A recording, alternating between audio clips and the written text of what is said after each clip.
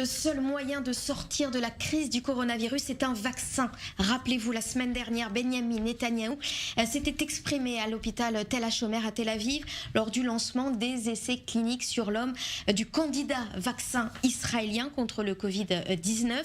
3 premiers volontaires avaient reçu le vaccin appelé BriLife, développé par l'Institut israélien de recherche biologique. Et la technologie utilisée est similaire à la technologie utilisée avec succès contre le virus Ebola. Et bien cette semaine, les essais se poursuivent. Ce dimanche, 4 femmes âgées entre 20 et 30 ans ont jugé évidemment éligibles pour recevoir le vaccin, ont été vaccinées à l'hôpital Hadassah de Jérusalem. L'une d'elles, âgée de 25 ans, s'est exprimée. Alors si le premier... Ah, je croyais qu'on allait l'écouter. Non, elle s'est exprimée, je la cite. J'ai décidé de rejoindre d'autres candidats étudiants. Je n'ai pas peur de me faire vacciner parce que j'ai lu et j'ai fait des recherches sur la composition du vaccin. Je suis heureuse de faire partie d'un processus important qui devrait mettre fin au coronavirus. Alors évidemment, le directeur du centre, le professeur Yossi Karko, en a profité pour remercier les participantes.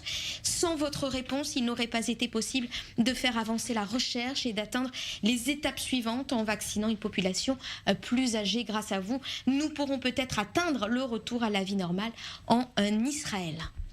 Alors si le Premier ministre Benyamin Netanyahou se félicite de ces essais cliniques, il regarde aussi ce qui se passe à l'étranger. Tout à fait, et c'est le cas de Sputnik 5, un candidat vaccin russe. Selon nos confrères du Jérusalem Post, eh bien, le centre médical Hadassah de Jérusalem a reçu la confirmation qu'il pourrait acheter environ 1,5 million de doses et les acheminer d'ici quelques mois en Israël.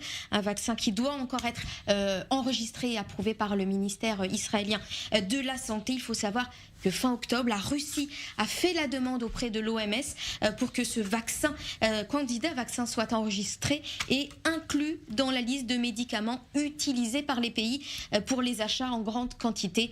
Mais à ce jour, eh bien, l'OMS n'a pas encore préqualifié de vaccin Covid-19 ni publié de liste.